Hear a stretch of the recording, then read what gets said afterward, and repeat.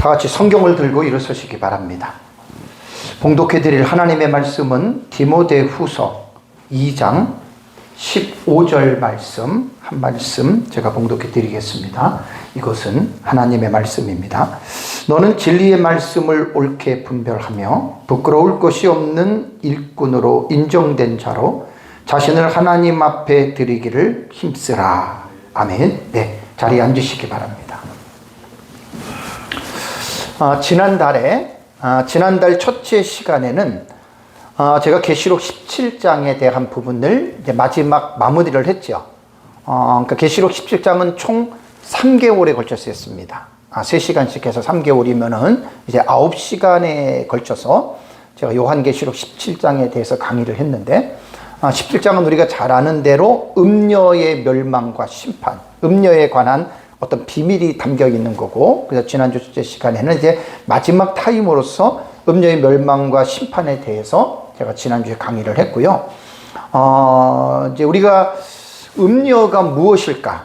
이제 계시록 17장에서 우리가 쭉 음녀에 대한 공부를 했는데, 그 음녀는 요한이 기록한 그 상태에서 음녀로 끝나는 것이 아니라 마지막 때에 이러한 음녀의 무리들이 나타날 것이라고 하는 여러분 메시지입니다. 그래서 이제 우리가 이 세상을 살아가면서 특히 우리가 이제 마지막 시대, 예수님께서 신약 초림에 재림하셔가지고 예수님이 사역할 그때가 종말입니다. 이미 종말은 카운트다운이 된 거고, 가면 갈수록 점점 가까울수록 말세의 지말이라 그러잖아요. 예수님 재림이 점점 가까워오는 말세 지말의 시대를 우리는 살고 있고, 하루가 지나면 지날수록 예수님 재림이 가까운 것은 기정사실이잖아요. 그죠? 그래서 우리가 이제 살아가는, 우리가 인류 역사 속에서 우리가 어떻게 이 음녀라고 하는 이 무리가, 음녀라고 하는 이 집단이 어떻게 우리가 살고 있는 이 시대 역사 속에서 이 음녀가 나타날 것인가. 여러분, 이거를 우리가 봐야 되는 거예요. 그래서 음녀는 포르네라고 하는 단어는 문자적인 의미로 어떤 성적으로 방황하는 그런 걸 말하는 게 아니고, 비유적인 의미로 포르네는 하나님의 진리에서 변질되고 타락한 무리들입니다. 꼭 이것을 기억을 하셔야 됩니다. 그래서 제가 이제 음녀에 대한 이 부분을 마무리하면서 둘째 시간에는 초대교회부터 지금까지 약 2000년의 교회 역사가 흘러내려왔잖아요. 그죠? 그 교회의 역사는 기독교 입장에서 볼 때는 신학의 변천사입니다. 그러니까 하나님의 말씀을 시대마다 어떻게 읽어왔느냐, 어떻게 해석해 왔느냐, 그것이 여러분 신학적인 분야거든요. 그래서 2000년 동안의 신약의 변천사에 대해서 제가 둘째 시간에 말씀을 드리고, 그 다음에 이제 셋째 시간에는 이제 그 교회 일치 운동이라고 하는 거 있잖아요. 그죠? 교회 일치 운동이 되게 여러분 우리 시대에 정말로 중요한 그런 화두가 됩니다. 교회 일치 운동이거든요. 교회 일치 운동. 이것이 이제 에큐메니컬 무브먼트라 그래요. 교회 일치 운동이 이게 20세기 들어오면서 확 bom물 터지듯 터진 거예요. 그러니까 지금 20세기에 들어오면서 이 에큐메니컬이라고 하는 교회 일치 운동이 지금은 너무 심각하잖아요. 이 부분을 사실 우리가 정확하게 이해를 해야 됩니다. 이 부분을 이해하지 못하면 계시록 17장에 기록된 음녀에 대한 이 부분에서 전혀 모를 수 있어요. 그래서 제가 세 번째 시간에는 교회 일치 운동인 에큐메니컬 무브먼트에 대해서 이제 간략하게 여러분들에게 말씀을 드렸는데, 그러고 나서 제가 이제 최덕성 교수님의 제 책에 있는 이단보다 더 유해한 복음주의라고 하는 최덕성 박사님의 글을, 그걸 사실은 먼저 강의를 하려고 하다가 계속 제가 딜레이 늦췄어요. 자, 이번 시간까지 늦추는 이유는 이제 그 교회 일치 운동에 대해서 에큐메니컬 무브먼트에 대해서 지난 시간에 간략하게 했지만 조금 더 자세하게 하면서 교회 일치 운동이 어떻게 지금 발단이 됐는가? 지난주에 말씀을 드렸지만 조금 더 자세히 갑니다. 그러면서 발단과 문제가 무엇인가? 이거를 분명하게 여러분 우리가 이해를 해야 됩니다. 이거를 이해하지 못하면 그냥 계시록 17장의 음녀에 대해서만 알고 그냥 끝나는 거예요. 그 음녀에 대한 무리들이 인류 종말에 어떻게 그 무리들이 이 역사 속에서 특별히 기독교 안에서, 교회 안에서 이러한 음녀의 무리들이 나타나는가. 그래서 발단, 시작과 왜 그렇다면 이 교회 일치 운동이 음녀의 집단과 연계를 해서 무엇이 문제인지 여러분 이거 분명하게 기억하셔야 됩니다. 지금 뭐 WCC, WEA, 그 다음에 뭐 KNCC, 뭐 이런 거 얘기하잖아요. 그죠? 그리고 지금 뭐 로잔 대회도 이야기를 했고요. 뭐 이런 것 때문에 지금 한국교회가 지금 양갈래로 지금 갈라져가지고 뭐 오르니 그러니 난리가 나잖아요. 이것을 정확하게 분별하려면 에큐메니컬 무브먼트가 어떻게 시작이 됐고 문제가 뭔지를 정확하게 모르고요. 무조건 그냥 사람들이 말하는데 휩쓸리면 안 됩니다. 그래서 지식이 정말로 필요한 겁니다. 그래서 이번 달에는 제가 이제 첫째 시간에는 교회 일치 운동의 발단과 문제점에 대해서 지난달에 말한 2000년 교회 역사를 제가 다시 한번 정리를 간략하게 할 거예요. 이건 되게 중요한 겁니다.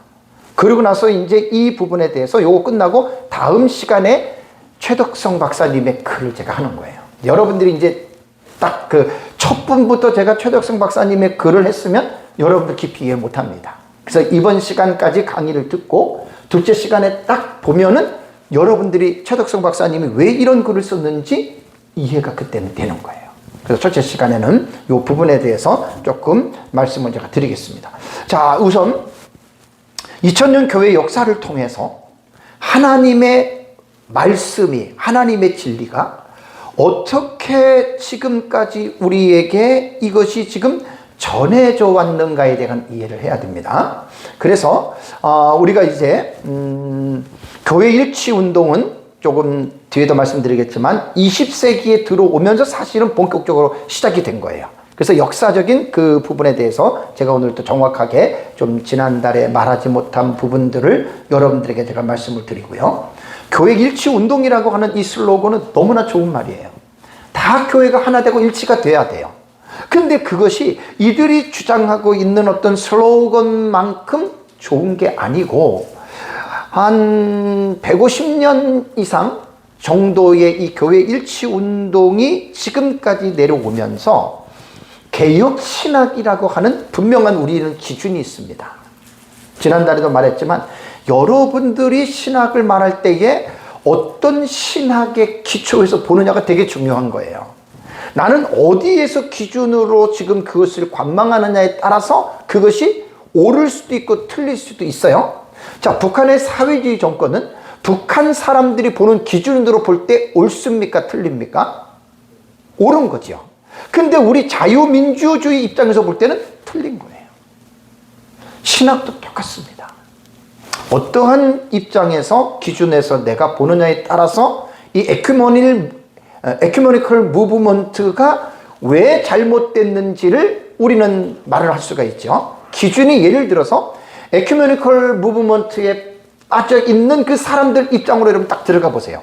WCC를 주장하고 WEA를 주장하는 사람들의 입장에서 보면 옳은 거예요. 그런데 우리는 분명한 우리의 신학의 정체성은 뭐라 그랬습니까? 개혁 신학입니다. 이거를 꼭 여러분들이 잊지 마시고요. 그러면 이제 이것도 막 갑자기 개혁 신학 얘기하고 뭐 자유주의 얘기하고 신정동주의 얘기하면 우리가 무슨 말인지 모르잖아요. 그래서 간략하게 2000년 동안에 이제 교회에 대한 이 신학의 흐름이 어떻게 전개되어져 왔는지에 대해서 제가 좀 말씀을 드립니다. 여러분, 예수 그리스도에 의해서 하나님 나라 운동이 시작이 됐죠. 쉽게 말하면 예수 그리스도에 의해서 하나님의 말씀이 신약시대 시작됐다라고 여러분 생각하시면 됩니다. 그러면 이제 예수 그리스도의 제자가 12제자가 있죠. 그죠? 12제자에 의해서 제자가 된 제자들을 12사도를 속사도라고 합니다. 교부들이라고 이야기를 합니다. 그래서 이 부분에서는요, 여러분, 우리가 1세기에서 4세기 정도, 1세기에서 4세기 정도를 여러분, 우리가 그 교회의 신학의 흐름을 여러분들이 볼 때에는 속사도 중에서 아주 훌륭했던 교부들이 상당히 많이 있었죠. 그래서 이제 순교자 저스틴 있잖아요. 저스틴 마더. 그 다음에 이제 뭐 igna티우스 혹은 이레네우스, 그 다음에 터툴리아누스, 키프리아누스, 히포리투스, 이름을 다 댈 수가 없습니다.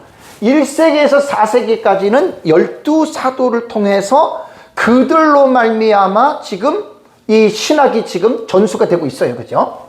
전수가 되고 있으면서 여러분 4세기에 접어들면서 변화가 생깁니다.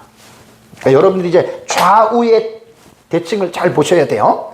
4세기에 여러분 접어들면서 기독교는요, 요 지금 부분에서 이래서 여러분 요 3세기 때까지를 4세기 초기까지를 본다면요, 기독교는요 박해 시대였습니다.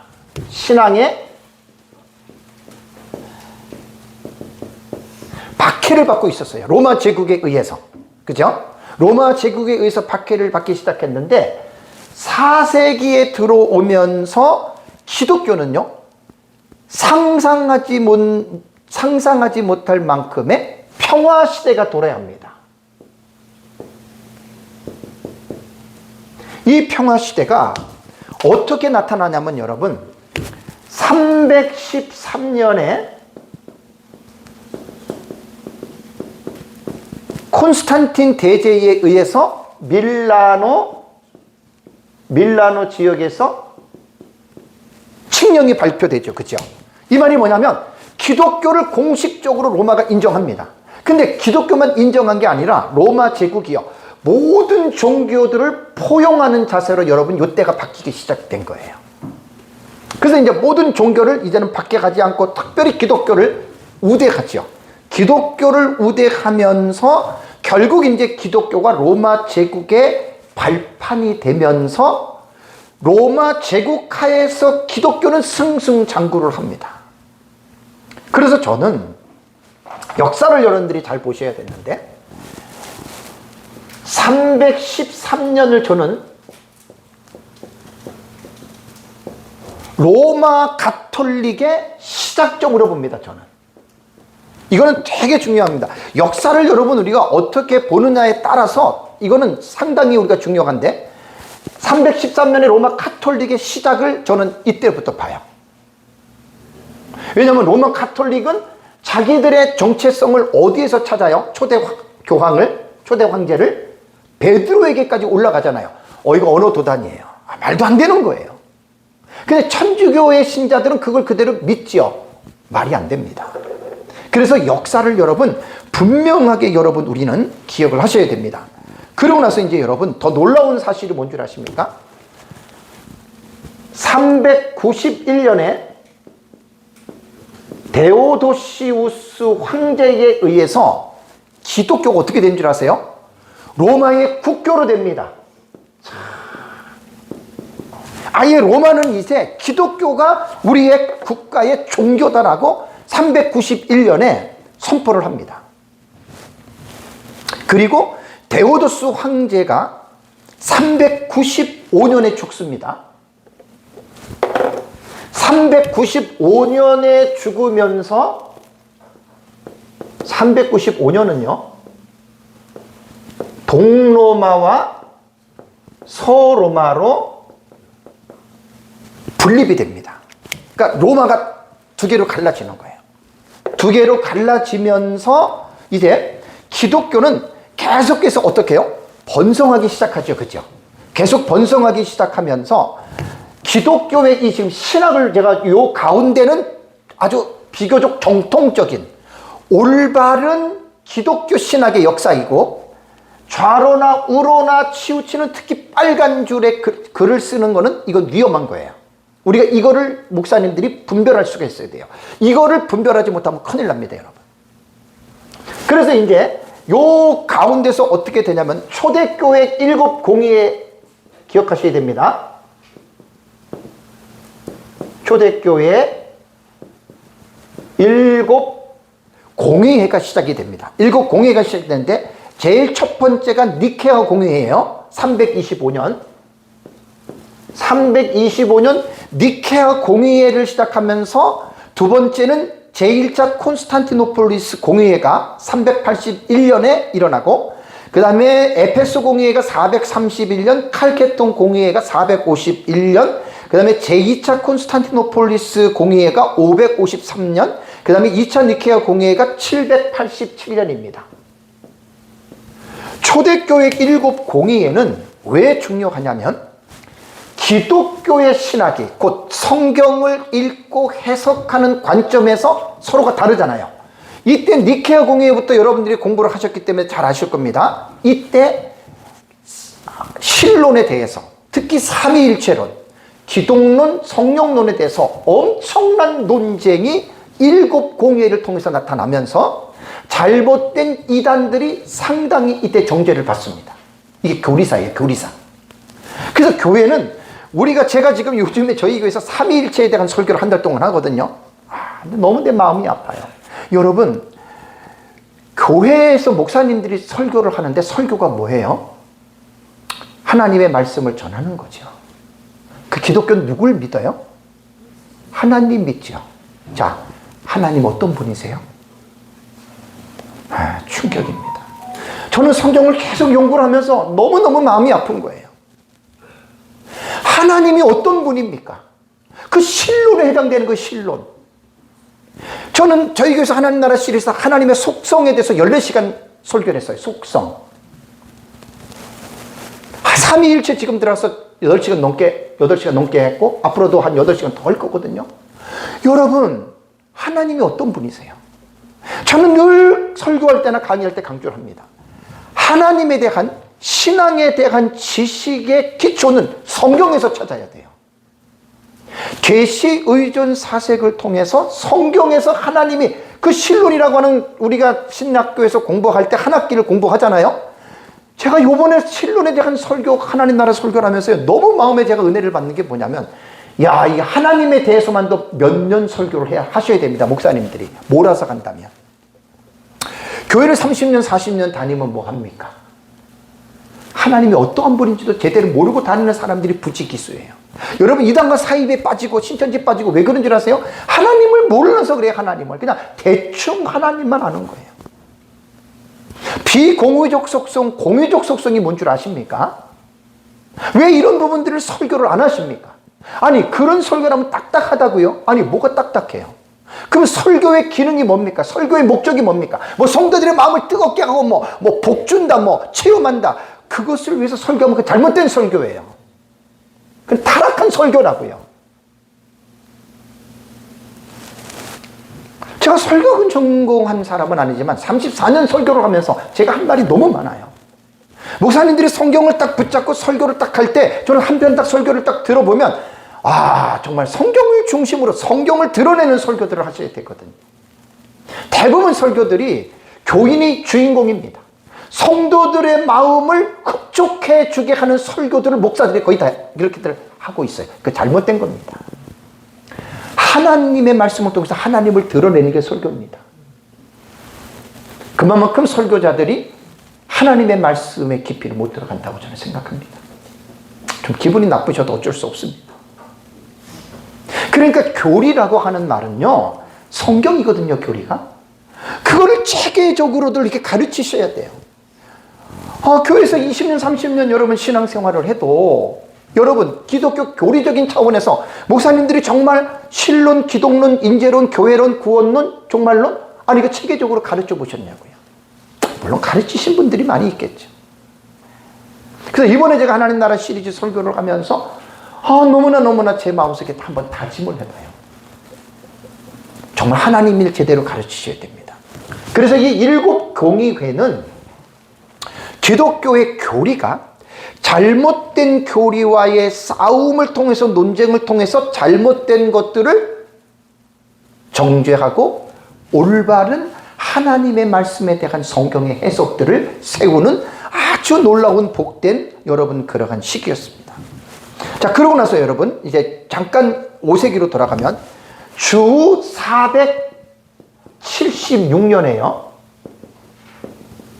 서로마는 정치적으로 멸망합니다.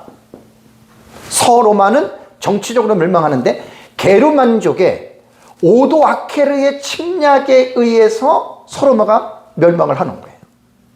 그러고 나서 이제 5세기 이후에 5세기 이후입니다. 여기 지금 이제 4세기인데요. 요 세기들을 옆으로 여러분들 잘 보셔야 돼요.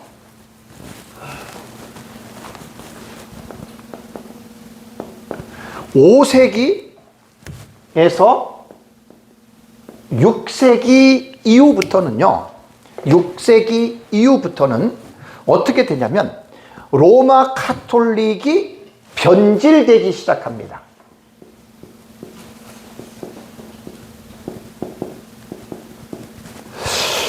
로마가 기독교를 국교로 인정했다고 해서 좋아할 일 하나도 없습니다. 로마 제국의 박해를 받을 때에는 그래도 초대교회는 그 목숨을 걸어가면서 신앙생활을 하고 그 진리에 그 목숨을 걸고 그렇게들 했지만, 로마가 기독교를 국교로 선포하면서부터 그때부터 기독교는 급속히 타락하고 변질되기 시작하고, 6세기 이후부터 중세의 시대를 우리가 말을 하잖아요, 그죠? 중세기의 특징이 뭐냐면 기독교가 혼합 종교로 빠지기 시작한 거예요. 그게 1000년 동안이에요. 1000년 동안. 그러니까 성경에 대해서, 하나님의 말씀에 대해서 예를 들자면 어떤 그러한 기준들이 명확하지 않으면요, 1000년의 영적 암흑기를 로마 가톨릭에 의해서 완전히 기독교는 혼합 종교로 뒤바뀌어 버린 거예요. 이 부분들을 여러분들이 분명하게 여러분들이 좀 아셔야 되고요. 그 다음에 1054년에 어떤 일이 벌어지냐면, 서로마 교회와 동로마 교회가 서로를 이단이라고 정죄하면서 1054년에 로마 교회가 동로마와 서로마 교회로 대분리가 됩니다. 그래서 동로마는 정교회로 들어가게 되고, 서로마는 천주교, 로마 가톨릭으로. 여기서 이제 정확하게 이때 갈라지는 거예요. 물론 1054년에 대분리가 될 때 있잖아요. 이 대분리가 될 때는 갑자기 된 게 아니에요. 그 전부터 교리적인 문제로 인해서 성화 문제, 이콘이라고 그러잖아요. 성화 문제라던가, 그 다음에 여러 가지들 문제들이 있어요. 필리오케 논쟁 같은 거. 여기 이제 필리오케에 대한 논쟁이거든요. 성령이 어디에서 나왔느냐에 따라서 동서로마가 이때 딱 결정적으로 갈라진 거예요. 필리오케 논쟁에 의해서. 그래서 서로마는 성령은 성부로부터 나왔다고 말했고, 이 동로마는 아니다, 성령이 어떻게 나오느냐, 이건 문제로 확실하게 여러분 필리오케 논쟁으로 갈라지는 거예요. 교회사를 볼 때 이렇게 되는 거예요. 그러고 나서 동로마는요, 1453년에 동로마는 정치적으로 멸망합니다.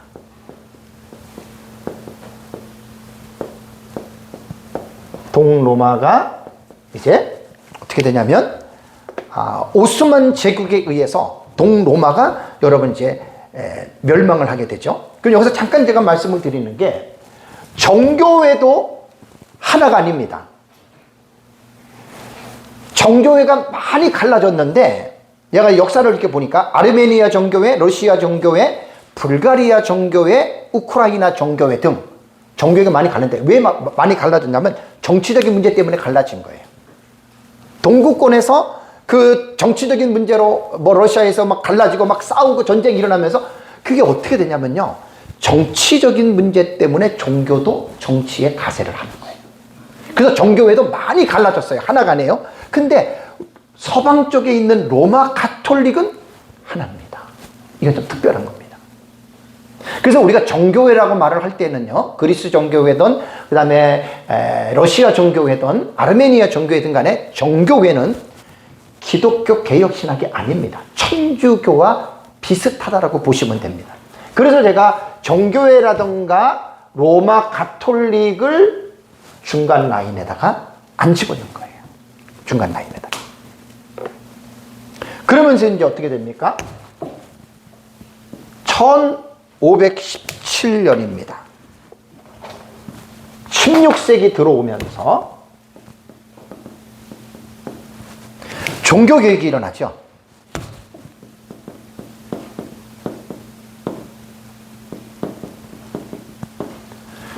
(1517년에) 종교개혁이 루터에 의해서 여러분 일어나면서 요 기간 동안이 약 1000년입니다. 1000년.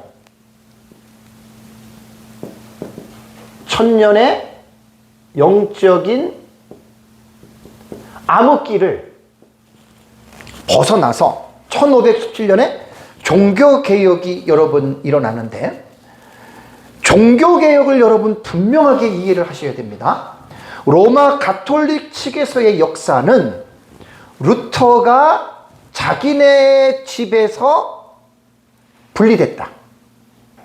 분리돼가지고 새로운 살림을 차렸다. 그래서 개신교라고 얘기를 하거든요. 용어가 안 맞는 거예요. 이거는 로마 가톨릭 측에서 여러분 말을 하는 것이고, 우리 기독교는 종교개혁의 의의를 여러분 우리는 어떻게 보냐면 로마 가톨릭에서 나온 게 아닙니다. 종교개혁은 타락한 가톨릭을 개혁시키려고 하는 운동이 아닙니다. 여러분 이거 분명하게 아셔야 돼요. 로마 가톨릭이 1000년 동안의 그 정상적인 올바른 기독교를요, 기형적인 괴물로 만들어버린 거예요. 완전히 혼합종교, 싱크리티즘이라고 그러잖아요. 혼합종교를 만들어 놓은 그것을, 종교개혁은 가톨릭을 개혁하는 것이 아니라 괴물로 만들기 이전의 상태, 오리지널 폼입니다. 원 상태, 초대교회. 그래서 성경으로 돌아가는 운동이란 말이에요. 여러분 이게 종교개혁의 의의예요. 네. 원래 초대교회로 돌아가는 거예요. 초대교회로. 이게 여러분 종교개혁의 의의입니다. 근데 자꾸만 천주교에서 말한 것처럼 뭐 개신교는 작은 집이라고 얘기를 하고 자기네 큰 집이라고 얘기하고, 여러분 우리 그런 역사관을 받아들이면 안 됩니다. 절대 아닙니다. 그래서 종교개혁에서 여러 가지 슬로건이 있지만 솔라 스크립트라가 뭡니까? 올리 바이블이에요. 오직 성경이에요. 성경으로 돌아가서 초대교회의 원래의 오리지널 폼을 새롭게 리폼도 하는 거예요. 새롭게 찾아가는 거예요. 그러면서 1000년이 넘는 오랜 시간 동안에 로마 가톨릭이 기독교를 완전히 혼합 종교로 만들어 놓은 그 더러운 흔적들을 종교개혁자들이 기도하면서 성경을 보면서 하나님의 성령의 감동으로 그 초대 교부들의 신학들이 있죠. 아까 말씀드린 대로 7공의 요 속사도 있잖아요. 이들이 말한 그 교부들의 신학을 다시 이어가면서, 어거스틴이 가장 유명한 학자입니다. 5세기 교부 어거스틴. 그래서 어거스틴의 신학을 재발견한 사람을 우리는 존 칼빈으로 봅니다. 그래서 연구하신 분들의 얘기를 들어보면 칼빈의 신학이 거의 어거스틴의 신학을 정리한 신학이라고 이야기를 하거든요. 여러분 이건 대단히 중요합니다. 그래서 그 교부들의 신학을 다시 점검하면서 종교개혁자들은 새로운 것을 만든 게 아닙니다. 여러분 종교개혁가들이 부르짖은 것은 어떤 새로운 사상을 주장한 것이 아니고 로마 가톨릭에 의해서 기형적인 괴물로 만들어진 그 더러운 신학, 그 혼란스러운 신학을 말씀으로서 다 씻어버리는 거예요. 그리고 예수 그리스도의 말씀과 그 다음에 성경에 기록된 그 사도 바울이나 그 성경의 원저자들, 그 다음에 초대 교부들의 그 글들을 통해서 이제 가톨릭에서부터 잔재들을 깨끗하게 씻어버리고 성경으로 돌아가는 그 운동을 여러분 했다는 말입니다. 그래서 종교개혁은 타락한 로마 가톨릭을 개혁하는 운동이 아니에요. 상관이 없는 거예요. 로마 가톨릭은 여러분 옆으로 벗어난 거예요. 전혀 상관이 없어요. 그래서 이제 종교개혁이 일어나면서 영국은요, 헨리 8세에 의해서 조금 떨어지지만 16세기에요. 영국은 헨리 8세에 의해서 성공회가 거기서 세워지게 되죠. 그죠? 성공회가 세워진다라고 하는 말은 뭐냐면 원래 영국도 로마 가톨릭이었거든요. 로마 가톨릭이었는데 헨리 8세 국왕이 자기의 부인 왕비 캐서린과 이혼하고 궁녀인 앤과 결혼을 하려고 이혼 문제 때문에 교황에게 사신을 보냈는데 거절이 됐어요. 그러니까 여기에서 헨리 8세가 자기 결혼을 위해서 그러면 천주교와 결별을 하고 영국은 새로운 종교 국교회를 만든 게 여러분 이게 성공회입니다. 그래서 성공회도 옆으로 우리하고 상관없어요. 많이 떨어져 있습니다. 이렇게 지금 성공회가 여러분 그렇게 되고요. 자, 기독교 역사를 볼 때는요, 16세기에 장로교가 생깁니다. 존 낙스에서 스코틀랜드에서 칼빈의 제자죠. 존 낙스에서 장로교가 생기고요. 여기 지금 16세기고 그 다음이 17세기, 18세기, 19세기, 20세기에 걸쳐서 17세기에 침례교가, 회중교회가 생기게 되고요. 18세기 초반에 웨슬레이에서 감리교가 생깁니다. 18세기에. 그 다음에 18세기에 이 감리교가 생기는데 요 18세기에 사탄의 신학이라 그러죠.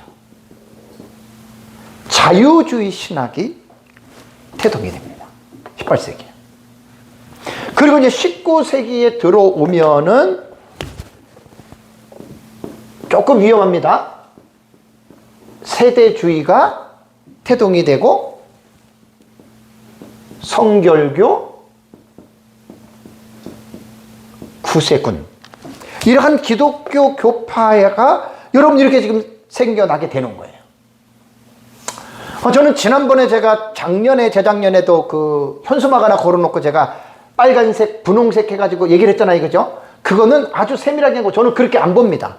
저는 원 역사를 먼저 말씀드리는 거예요. 보세요. 장로교라고 지상에 지금 존재하는 장로교들이 다 옳습니까? 잘못된 장로가 엄청 많아요. 아마 제일 많을 거예요, 장로교가. 침례교라고 전부 다 침례교가 온전합니까? 잘못된 침례교가 엄청 많아요. 감리교라고 다 온전합니까? 잘못된 감리교 엄청 많고요. 세대주의 성결교 구세군 다 옳은 게 아니에요. 그러니까 처음에 만들 때는 원래의 시작이 될 때에는 다 건전하고 좋게 보는데 시간이 지나면서 진리에서 변질되는 거예요. 장로교, 한국 같은 경우는 장로교만큼 혼란스러운 교단이 없습니다. 막 200개가 넘는다 그러잖아요. 한국의 장로교단만. 비극 중에 비극입니다. 저는 장로교, 프레스비테리언이라 그러죠.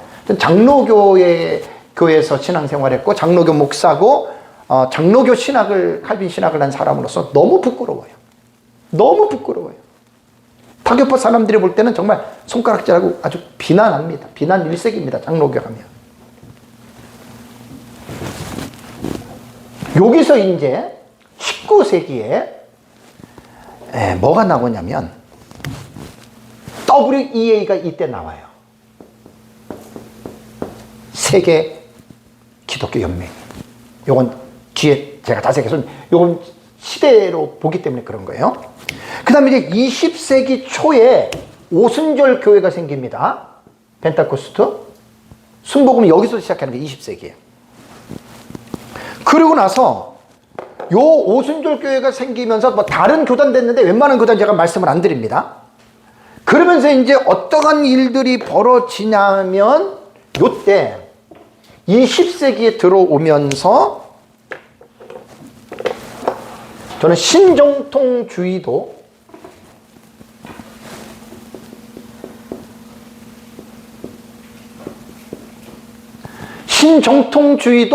우리 개혁 신학 입장에서 볼 때, 그러니까 넓은 사람들은 뭐 좋게 보지만 그래도 어느 정도 중용의 입장에서 볼 때 신정통주의는 자유주의 쪽으로 가깝다고 보는 것이 저는 그렇게 봅니다.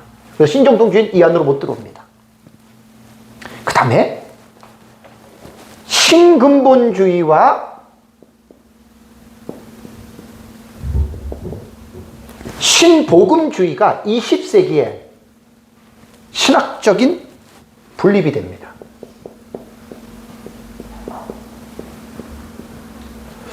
엄밀하게 말하면 신복음주의, 신근본주의도 저는 여기다 집어넣고 싶진 않아요.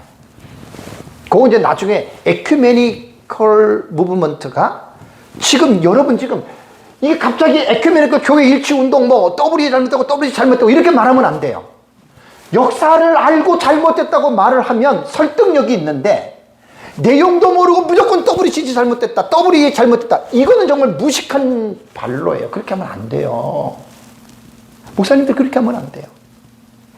그래가지고 막 사람들 막 감정에 막 불을 지펴가지고 막 휘발유 뿌리면 확 일어나듯이 막 그냥 더블이 잘못되고 뭐 이렇게 말하면 안 된다는 얘기, 제 얘기예요. 알고 이러한 역사의 신학적 역사의 흐름을 알고서 여러분 우리는 왜 잘못됐는지를 성경적으로 역사적으로 분명하게 여러분 우리는 이렇게 말씀을 할 수 있어야 된다고 하는 겁니다. 자, 그럼 보십시오. 예수 그리스도로 말미암아 시작된 복음의 역사, 교회의 역사, 신학의 역사 다 맞는 말입니다. 복음이 어떻게 전해왔고 교회가 어떻게 교파들이 생겨왔고 신학이 어떻게 이렇게 지금까지 신학이 내려왔는지를 지금 짧은 시간에 제가 이렇게 딱 칠판에 줬고 여러분들에게 지금 이 부분을 말씀드린 거거든요. 깊이 있게들 공부를 하셔야 돼요. 이 교회사 공부는 되게 어려워요. 이 책을 얼마나 많이 봐야 되는지 저도 지금 공부하는 중이에요. 이 지식이 여러분들이 분명해야 뭐가 잘못되고 옳은 것에 대해서 여러분들이 말할 수가 있지. 내용도 없이 빈 깡통처럼 소리만 요란해. 빈 깡통은 막 잘못되고 뭐 이단이고 뭐 이렇게 하면 안 된다는 얘기예요. 왜 잘못됐는지를 알고 하셔야 돼요. 그래서 기독교 역사를 볼 때 2000년 동안에 수많은 교단들 신학적인 내용들이 2단과 4위부터 시작해서 이렇게 지금 탄생을 했습니다. 자, 그럼 보세요. 2단이고 4위이건 간에 전부 다 하나님 믿죠? 전부 다 하나님을 믿는다고 합니다. 전부 다 성경을 믿는다고 합니다. 하나님의 말씀으로. 그런데 정작 성경을 보고 해석하는 걸 보면 어때요? 달라요. 이거를 여러분 우리는 해명할 수가 있어야 돼요. 똑같이 성경을 읽고 이 말씀을 해석하는 것을 보면 너무나 다른데, 그래서 이제 초대교회 1902회 때는 아리우스파라던가 뭐 여러 가지 이단들이 너무나 많잖아요. 뭐 그때마다 전부 다 그냥 다 정죄하고 그렇게 해가지고 진리를 세워왔거든요. 이렇게 세워왔는데 이건 신학적 입장이라 그래요. 신학적 입장. 여러분 신학은요 성경을 읽고 해석하는 입장이에요. 신학이. 이건 정말 중요합니다. 제가 마지막 시간에 요 신학에 대해서 이 부분을 여러분들에게 좀 강조를 하려고 하는데 모르겠습니다. 이번 시간이 이거 딱 끝나면은 마지막 시간에 하는 거고 안 그러면 다음 달에 하려고 그래요. 그건 너무나 또 중요하기 때문에. 그러니까 지상교회가 이 신학적 입장이에요. 이거는 성경을 읽고 해석하는 신학적 입장의 차이로 인해서 결국은 지금 우리가 한눈에 볼 때 어때요? 지금 하나로 연합이 됐습니까? 안 됐습니까? 안 됐잖아요. 장로교는 장로교대로, 침례교는 침례교대로, 감리교는 감리교대로 서로가 막 이렇게 어떻게 해요? 흩어져 가지고 이렇게 흩어져 가지고 전부 다 지금 자기들만 옳다라고 지금 이야기를 하고 있는 게 오늘날의 현실입니다. 자, 그렇다면 정상적인 사람들이 볼 때 우리는 생각을 하잖아요. 그죠? 어떤 생각을 합니까? 분명히 성경을 보면 예수님도 하나가 되라 그랬잖아요. 그죠? 하나로 연합해야 돼요. 근데 20세기에 들어오면서 아까 WEA는 제가 이제 잠깐 다시 이제 말씀을 드릴 때 하는데 거의 뭐 분리만 되고, 그죠? 서로 갈라져만 있지 하나가 되는 어떤 이런 것들은 여러분 거의 없었잖아요. 자, 여기에서 이제 교회 일치 운동이라고 하는 에큐메니컬 무브먼트가 역사 세계 속에서 시작이 된 거예요. 그럼 어떻게 시작이 됐느냐? 대표적인 단체 두 단체를 말씀을 드리면 WEA와 에든버러 선교회입니다. 자, WEA와 에든버러 선교회 요 두 단체가요 여러분 성격과 목표는 다른 단체입니다. 이거 조금 제가 간략해서 말씀을 드릴게요. 이게 WEA는 에큐메니컬 무브먼트가 아니에요. 왜 그러냐면 월드 에반젤리컬 알리언스라고 하는 이 WEA는요 19세기 중반인 1846년입니다. 1846년이에요. WEA는 1846년 영국 런던에서 시작된 단체예요. 세계 복음주의 연맹이죠. 이 W 일치 운동은 에큐메니컬하고는 약간 차이가 있는 게 뭐냐면 이 세계 복음주의 교회들의 연합을 위해서, 그러니까 이 사람 저 사람 막 집어넣은 게 아니에요. 이 사람 저 사람 막 집어넣은 게 아니라, 그리고 이 WEA는 처음에 시작이 될 때 전 세계적으로 확산된 게 아니에요. 그 동구 유럽 쪽에 있는 그러한 교회들을 중심으로 에든버러 선교회가 이제 WEA, 요건 이제 뒤에 제가 이제 자세하게 말씀드릴게요. 지금 이거 이야기하다가. 그러면서 이제 에든버러 선교회 있죠. 에든버러 선교회는 1910년에 이루어지는데 1910년에 이루어진 에든버러 선교회가 에큐메니컬 무브먼트의 단초입니다. 요 에든버러 선교회에서 뭐가 탄생이 되냐면 WCC가 탄생이 되는 거예요. WCC가 탄생이 되는 것은 1948년입니다. 1948년. 그러니까 이 지금 왜 내가 WEA하고 EA하고 에든버러 선교회가 WCC를 못 차려라 했는데 왜 이거를 이야기를 하냐면 19세기 중반에 이거는 빼버리고 에큐메니컬 운동은 사실 여기 20세기부터 시작되는 거예요. 20세기부터 지상의 교회들은 무엇을 생각하게 됐냐면 야, 우리 하나가 되자. 한 하나님, 한 성령, 하나의 교회. 그죠? 왜 우리가 자꾸만 이렇게 교파별로 나누어져서 우리가 서로 이렇게 때로는 시기하고 싸우고 왜 우리가 이렇게 반목하면서 우리가 있어야 되겠느냐? 제발 이러지 말고 우리는 하나가 되자라고 하는 운동이, 에큐메니컬 운동의 시작이 1910년 에든버러 선교에서 이루어졌다는 이야기예요. 그래서 1910년에 에든버러 1회 세계 선교회를 통해서 이제 우리가 교회 일치 운동을 하자라고 이야기를 하면서 1차 세계대전 이후 1937년과 1938년에 또 관계자들이 모입니다. 요 중간에. 그래가지고 모여가지고 이제 뭐를 이야기를 하냐면 우리가 세계교회에 대한 이 연합 체계를 우리가 단체를 만들자라고 이야기를 하면서 2차 세계대전이 종전 후에 1948년에 네덜란드 암스테르담에서 월드 카운실 오브 처치스라고 WCC가 1차 총회로 1948년 네덜란드 암스테르담에서 여러분 이게 시작이 된 거예요. 자, 그러면 WEA에 대해서 제가 간단하게 여러분들에게 말씀을 드리고 WCC 그 다음에 KNCC까지 간략하게 지금 한 10분 좀 더 해야 되겠네요. 이거 하려면 많은데 간략하게 제가 말씀을 드릴게요. 19세기 중반에 요 WEA입니다. 여러분 WEA는 지금 있습니까 없습니까? 있습니다. 사랑의 교회 오정현 목사님이 며칠 전에 폭탄을 터뜨렸어요. WEA 총회를 사랑의 교회에서 이걸 서포트하겠다. 합동층에서 엄청난 지금 논란이 이제 일어납니다. 이것도 여러분들이 아셔야 돼요.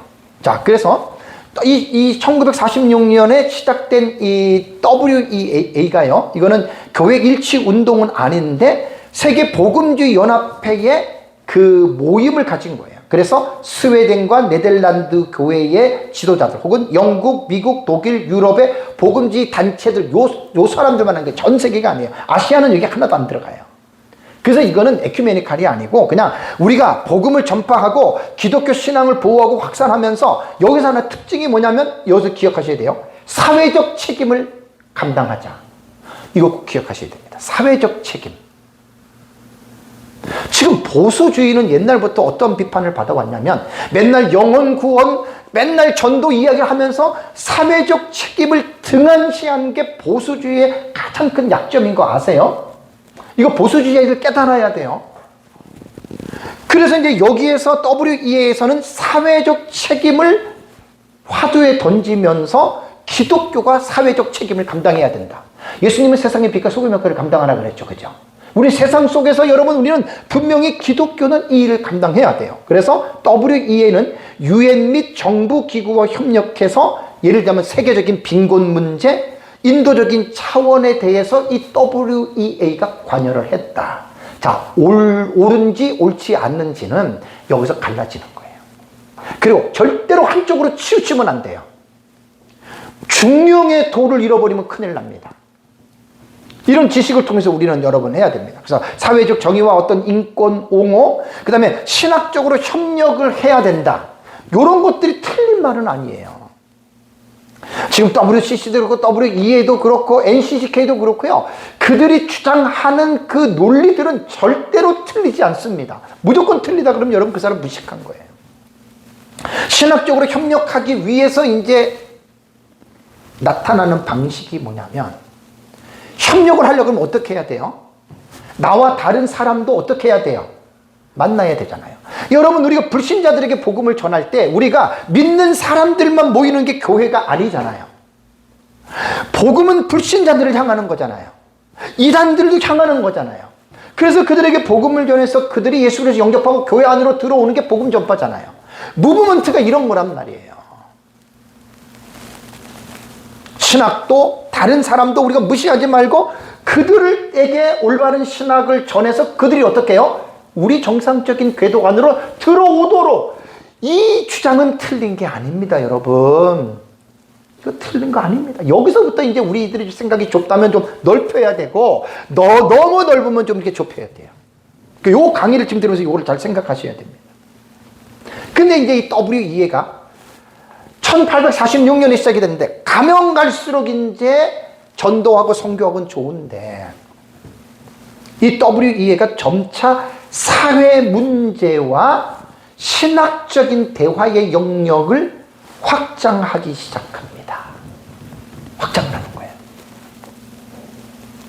그래서 이제 점차 요 WEA는요, 각 나라의 국가 복음주의 연합으로 이거는 지부를 두고 활동을 하는데, 미국의 복음주의 연합이요, National Association of Evangelicals, 그래서 미국의 복음주의 연합은 NAE라고 합니다.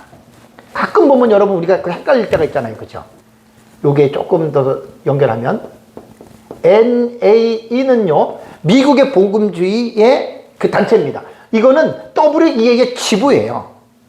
영국 복음주의의 이 연합은요 에반겔리컬 알리안스 해가지고 UK라고 합니다. 이건 영국의 WEA 지부고, 그 다음에 한국의 복음주의 연합이 있습니다. Evangelical Fellowship of the Korea, EFK. 이거는 한국의, 그러니까 이게 뭐냐면 이 WEA가 전 세계적으로 각 나라에 지부를 두고 활동을 하는 거예요. 그만큼 WEA는 지금 방대한 그 모습을 갖고 있는데, WEA가 지금 옳으냐 틀리냐 이 싸움 하잖아요 지금. 이제 사랑의 교회 지금 오정근 목사님 그거 지난주인가 지지난주에 이영훈 목사님 만나가지고 우리가 개최하겠다라고 사랑의 교회 딱 선포했습니다. 아마 교단 쪽으로 상당히 아마 파열음이 일어날 것입니다. 그럼 우리는 여기에서 뭐가 옳고 그르고 지식을 먼저 우리가 습득해야 된다는 말입니다. 이 현재요 한 140개국의 복음주의 단체 및 교단이 회원으로 가입이 되어 있고요. 교인 수만 약 6억 명이 된다고 합니다. WEA가 그만큼 큰 단체입니다. WEA의 문제점은 뭐냐면 문제점은요 WCC나 다 똑같아요. 신학적 포괄성에 대해서 우리가 염려를 하는 거예요. 너무나 신학이 예를 들자면 이겁니다. 이렇게 딱 요 길이 정로예요. 근데 자꾸만 정로를 벗어나서 좌클릭을 하고 우클릭을 하는 거예요. 길은 사실은 요 길인데 좌클릭을 가면은 길의 스코프를 범위를 어떻게 해요? 이렇게 된다라고 얘기를 하는 거예요. 여기까지 길이다. 우클릭은 이렇게 길을 넓히는 거예요. 여러분 이것을 신학적인 입장으로 볼 때 하나님의 말씀이 정로인 이 신학이라면 이 신학에서 자꾸만 옆길로 신학적인 입장을 끌고 오면 어떻게 되는 줄 아세요? 그래서 그게 잘못된 거고 이단과 사이비가 된다라는 거예요. 이걸 여러분들이 꼭 기억을 하셔야 돼요. 제가 나중에 도표를 만들 거예요. 제가 지금 이 강의한 내용들을 전체적으로 제가 다 집어넣어서 어디까지 우리가 개혁신학의 정로에 대한 신학과 사상을 봐야 되냐. 여러분 이게 관건이에요. 이게 정확하게 여러분 이게 설정이 되지 않으면 헷갈리는 거예요. 지금 한국교회 문제가 WCC가 옳다, 잘못됐다, WEA가 옳다, 잘못됐다, 로잔 대회가 잘못됐다, 옳다 계속 싸우잖아요. 이 문제예요, 이 문제. 아까 설교 강의 처음에 여러분들에게 말씀드렸잖아요. 여러분들 기준이 뭡니까? 거기서 다 문제가 생긴 거예요, 거기서. 근데 지식이 없으면 이거 문제는 못 세웁니다. 그런데 안타까운 거 하나 얘기를 할까요? 정론은 이건데 아주 폭이 좁은 요 사람들이 있어요. 꼴통 보수. 이거 잘못된 겁니다. 이거 진짜 잘못된 겁니다. 칼빈주의로 말하면 극단적 고칼빈주의, 하이퍼 칼빈주의 여기 속합니다. 이거 잘못된 겁니다. 자기들만 옳다 그러고 다 정죄하는 이런 사람도 꽤 있어요. 잘못된 거예요. 너무 좁아도 잘못된 거고 너무 넓어도 잘못된 거잖아요. 이걸 뭐라 그러냐면 극과 극이라 그래요. 그래서 개혁신앙 안에서는 이 정로에 어느 정도의 그 안전하고 정해진 폭을 벗어나면 또 너무 안으로 들어와 버리면 그 사람도 똑같은 사람이다. 명심하셔야 됩니다. 명심하셔야 돼요. 여러분들이 이거. 그래서 WEA는요, 순복음교회 이용훈 목사님의 협조로 사랑의 교회 오정윤 목사님이 내년입니다. 2025년에 총회를 한국에서 하겠다. 인터넷 글을 읽어보니까 지금 WEA가 세계적인 신도수가 6억이라 그랬잖아요. 140개국이에요. 수많은 교단인데 문제가 지금 뭔 줄 아세요? 총회를 전 세계적인 총회를 치를 만한 뭐가 부족해요? 재정이나 부족해요. 왜냐하면 서구 교회가 유럽 교회가 미국 교회가 그렇게 성장하고 부흥할 때는 돈이 많으니까 뭐 몇천 명, 몇만 명이 와도 그들의 여비라던가 먹을 것 다 대해주는데 지금은 기독교가 전 세계적으로 어떻게 해요? 다운되는 시점에 있습니다. 웬만하면 이 WEA도요, 순복음교회 이형훈 목사님이 아마 나서가지고 이런 일을 잘하는데 교단이 크니까 한 아마 수백억 이상 들어갈 거예요, 아마. 근데 이번에 왜 못했냐면 글을 읽어보니까 이번에 2024년에 순복음교회 그 CGI 있잖아요. 교회 성장대회를 여의도 순복음교회에서 했어요. 수천 명, 수만 명이 왔지요. 그 돈 수백억 이상 들어갑니다. 그러니까 이제 순복음교회도 돈이 지금 딸리는 거예요. 이게 적은 집회가 아니에요. WEA가 세계 복음주의 연맹이 말도 못한 엄청난 돈이, 그러니까 이제 사랑의 교회는 뭐예요? 돈이 많잖아요. 앞으로 이제 보세요. 엄청나게 합동 측에서 지금 웬만한 그 인식 있는 목사님들은 벌써 이거 비판의 글을 막 올라오고 이렇게 시작이 됩니다. 그래서 여러분 이렇게 되고, 마지막으로 이제 WCC입니다.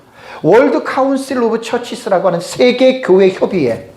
이 WCC는 에딘버러 선교에서 시작됐다 그랬죠. 1910년에. 1948년에 네덜란드에서 이 결성이 됐어요. 자, WCC는요, 아까도 말씀드린 대로 WCC나 WE나 그 다음에 NCCK나 전부 다 이들이 주장하는 것을 보면 다 맞아요.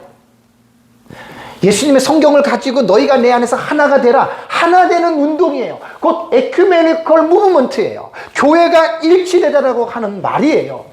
이들이 말하는 슬로건이나 이들이 주장하는 내용들을 볼 때 흠잡을 데가 하나도 없어요. 그럼 뭐가 문제가 된단 말입니까? 지금 통합 측과 합동 측이 1948년도에 왜 갈라진 줄 아세요?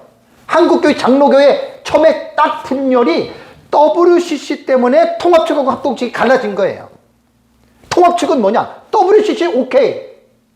괜찮아. WCC 안 돼. 그게 합동 측이에요.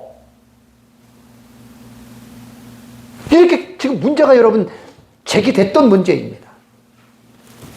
아까 말씀드린 대로 여러분들이 기준을 스타트를 어디에다 두느냐에 따라서 좋을 수도 있고 안 좋을 수도 있어요. 그래서 이제 이 WCC는 1948년도에 창설을 하고 지금 지금 24년이니까 100년은 안 됐잖아요. 그죠? 100년은 안 됐지만 10년 전에 부산에서 제10차 WCC 총회를 했죠. 그죠? 김상훈 목사님 하면서. 그러면서 이제 WCC가 지금까지 내려왔던 이들의 활동을 보면 문제가 되는 게 한두 가지가 아니죠. 그래서 가장 이거는 보수주의 측에서 이제 뭐 합동이나 합신이나 고신 같은 경우는 WCC 지금도 반대합니다. 여기 찬성 안 합니다. 그들 보수 개혁신학 입장에서 WCC를 반대하는 것 중에 가장 큰 첫 번째 문제가 뭐냐면 종교 다원주의의 길로 점점 그 늪으로 지금 어떻게 빠져들어가고 있다. 뭘 보고? 이들은 종교 간의 대화 및 협력을 상당히 중요하게 생각합니다. 그러니까 이슬람이든 힌두교든 괜찮다는 거예요. 심지어는 신천지도 괜찮고 여호와주의도 괜찮다는 거예요. 왜? 그들은 잘못됐지만 우리가 그들을 종교 간에 뭘 해야 돼요? 다이알로그, 대화를 통해서 그들을 올바른 길로 이끌어야 된다. 여러분 맞습니까? 틀립니까? 틀린 거는 아니에요. 맞아요. 그런데 여기서 뭐냐면 기준점들이 애매모호하게 가는 거예요. 그래서 10차 그 WCC 대회에서 이거 10차가 아니에요. 옛날에 그 몇 차인지 모르지만 그 한신대학교의 그 한경인가 그 여자 신학자 있잖아요. 그 초은지 한다고 해가지고 그 막 불태우고, 예? 아브람 하갈의 영이요, 다 누구의 영이요, 막 영들을 불러가지고 그것을 확대해서 이 세상에서 억울하게 죽었던 그 모든 열사들부터 전부 다 영을 부르면서 성령으로 그것을 대치시키면서 해가지고 그게 엄청난 문제가 됐잖아요. 완전히 개혁신학자들은 환멸을 느낀 거예요. 근데 후담을 제가 글을 보니까 WCC에서도 그 현경 교수에 대한 비판이 상당히 심했다 그래요. 쉽게 말하면 너무 나간 거예요. 그게 뭐냐면 자유주의 신학에서 나온 발상이란 말이에요. 그거는 해방신학, 민중신학 전부 다 신학이 자유주의에서부터 펼쳐진 거예요. 신학적인 그 시작이. 그러면서 결국 이들의 문제점이 뭐냐면 자꾸만 문호를 넓히다 보니까 신학적 기준이 애매모호하니까 구원의 문제까지도 예수 그리스도 외에도 저 사람들의 종교 외에도 구원이 있을 수 있다. 이렇게까지 가버리는 거예요. 그래서 이제 종교 다원주의에 대해서 그 개혁신학자들은 염려를 많이 하는 거고, 두 번째는 뭐냐면, 그러니까 결론은 뭐냐? 성경 권위가 약화되는 거예요. WCC가 개혁신학이 말한 것처럼 솔라 스크립트라, 오직 성경. 이 성경이 가라 그러면 가고 서라 그러면 그러고 성경에 목숨을 걸었다면 이들이 추구하는 이론은 좋아요. 근데 성경을 그렇게 믿었다면 위험한 길로 안 빠지는데 성경 권위에서부터 이들은 어떻게 해요? 약한 거예요. 그 다음에 이들은 뭘 강조하냐면 모든 게 다 마찬가지입니다. WEA나 KNCCK나 사회적, 정치적인 이런 일들을 강조하는 거예요. 여러분, 우리가 사회에 관심을 갖고 정치에 관심을 갖는 게 맞습니까? 틀립니까? 맞는 거예요. 맞아요. 사회, 인권, 정치 관여해야 됩니다. 그런데 이들은 문제가 뭔 줄 아세요? 너무나 나가는 거예요. 하나님의 진리를 벗어나서 너무나 나가는 거예요. 그래서 WCC 같은 경우는 정치 편향성들이 있어요. 우리나라 지금 WEA라든가 NCCK 같은 데서 보면은 꼭 뭘 강조하는 줄 아십니까? 반미주의 발언을 합니다. 미국 물러가라. 그 다음에 공산주의를 상당히 좋게 평가합니다. 요게 지금 에큐메니컬 운동을 하는 단체들에게서 나타나는 뚜렷한 특징들이라는 말이에요.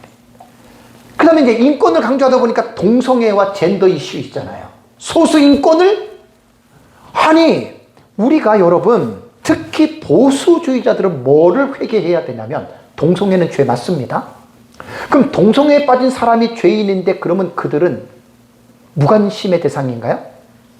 그럼 그들은 지옥 갈 대상이니까 우리가 그들을 경멸해야 되나요? 극단 보수들이 지금 그렇게 하고 있어요. 너희는 죄인이고 너희는 지옥 간다. 이것만 하고 그들에게 관심을 갖지 않으면 그 사람 회개해야 됩니다. 복음은 어느 누구에게든지 복음은 모두에게 초청을 해야 될 대상들입니다. 예수님이 창녀인 막달라에게 복음을 전했습니까? 안 전했습니까? 복음 전했습니다. 동성애를 하던 무슨 짓을 하던 우리는 그들을 복음을 전해야 할 대상이라고 생각하고 정죄하기 이전에 우리는 그들에게 복음을 전할 수 있는 루트를 여러분 우리는 막으면 안 된다는 거예요.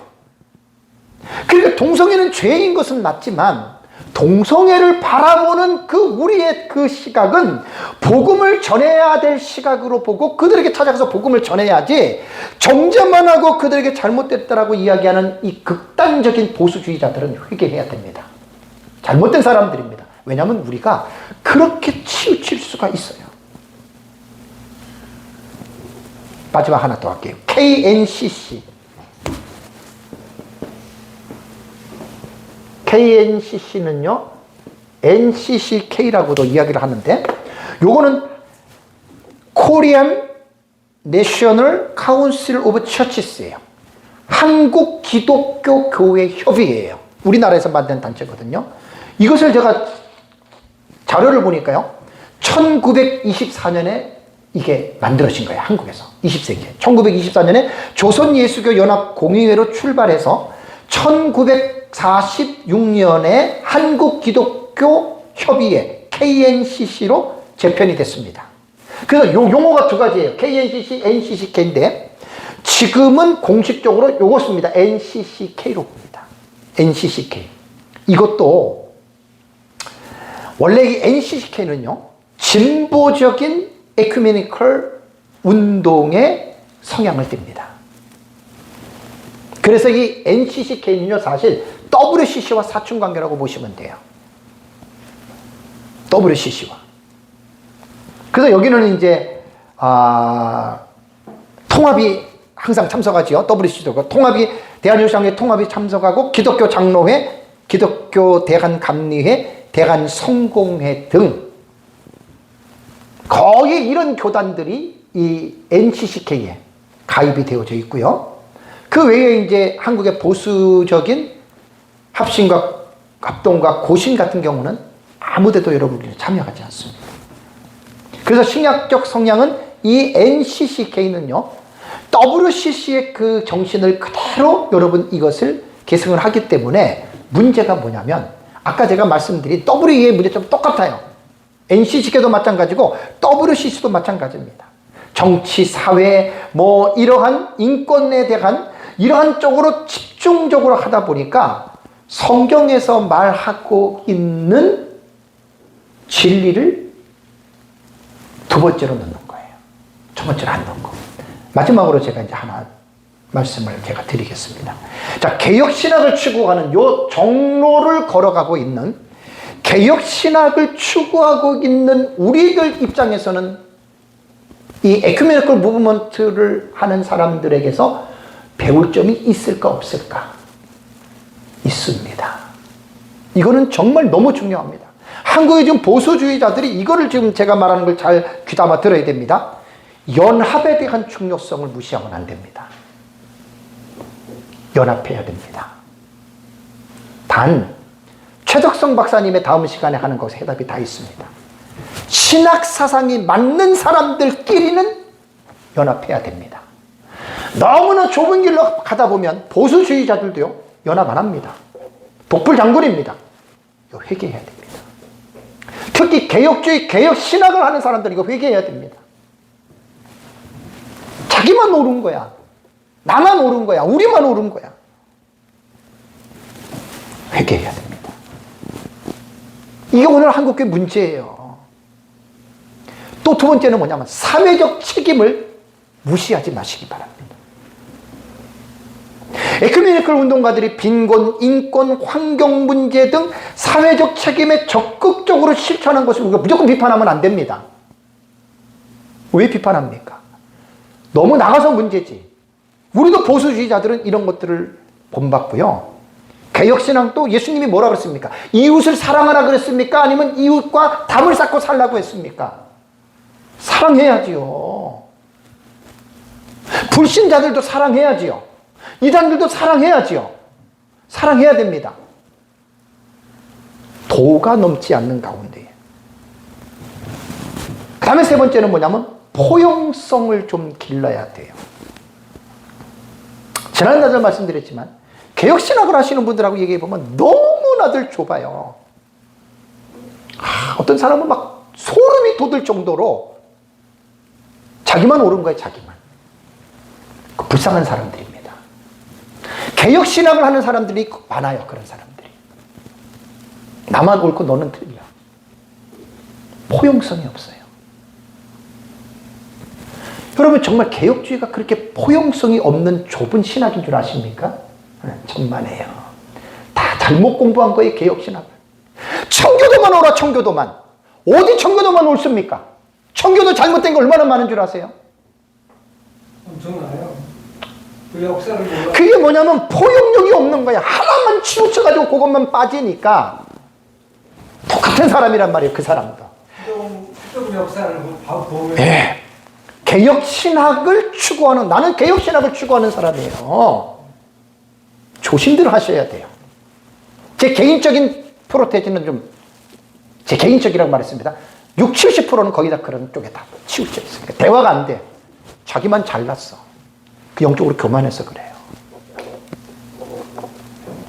피차에 조심해야 됩니다. 그리고 현대 문화와의 접촉점을 교회가 찾아야 됩니다. 보수주의는 무조건 아내가 아닙니다. 무조건 아내는 신근본주의예요. 신근본주의.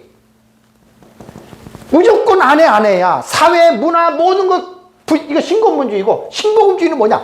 활짝 열어놓은 거예요. 이게 다 잘못된 거예요.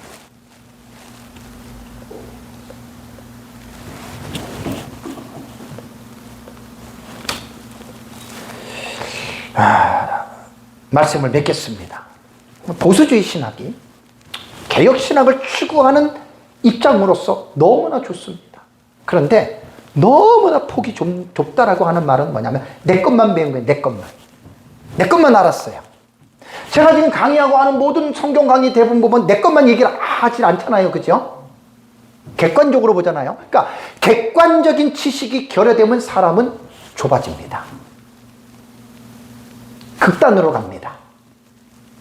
극단으로 가는 사람들끼리 모이면 지들끼리는 되게 재밌어요. 위험한 사람들입니다. 성경 공부하는 목사님들 꽤 있는데 상당히 중요합니다. 극단적인 사람들은 자기들끼리 극단적으로 위로하고 은혜를 받는데 그 잘못된 거예요. 그 불쌍한 사람들이에요. 개혁신학은 지난달에도 말씀드린 대로 따뜻한 신학입니다. 개혁신학의 꽃은 삶입니다. 삶이 열매예요. 신학적인 입장만 이야기하고 삶이 겸손하지 못하고 따뜻하지 못하고 사람들을 비난하고 정죄하는 그 사람이 무슨 개혁신학을 한 사람입니까? 잘못한 사람입니다. 그 사람은 개혁신학이 뭔지도 모르고 계속 공부하는 사람이에요. 마음이 아픕니다. 개혁신학자들은 겸손합니다. 정직합니다. 진실합니다. 사람을 포용할 줄 압니다. 죄는 미워하지만 죄인을 사랑할 수 있는 이 넓은 마음, 이게 개혁신학자라는 말이에요. 이게 개혁신학을 공부한 목사님들이에요. 치들만 오라. 나랑 틀리면 넌 틀렸어. 비판이 나고 정죄나 하고. 상당히 위험한 사람입니다. 오늘 첫째 시간은 교회 일치 운동인 에큐메니컬 무브먼트의 발단과 문제점을 짧은 시간이지만 엄청난 내용이지만 제 강의하는 몇 시간 할 만한 강의안이 다 준비가 되어 있는데 그것 다 못해요. 오늘 하루 종일 강의할 만한 내용들이 다 왜냐 이거 일일이 설교하려고 그러면은 오늘 하루 종일 해도 못해요. 2000년 역사 이걸 어떻게 다 합니까? 강의안은 다 있는데 제가 다 넘어간 거예요. 그래서 목사님들 개인적으로 공부하시고 해서 정말 너무나 안타깝게 우리가 좁은 극단적인 치우친 길로 개혁신학하는 사람 제일 위험한 사람입니다. 제일 불쌍한 사람들입니다. 마지막 시간에 강의를 들어보시면 지나치게 의인이 되지도 말고 지나치게 제자가 되지 말라 그랬잖아요. 어찌하여 스스로 패망하려고 하느냐. 그런 길로 갈 수가 있는 거예요. 네, 마치겠습니다.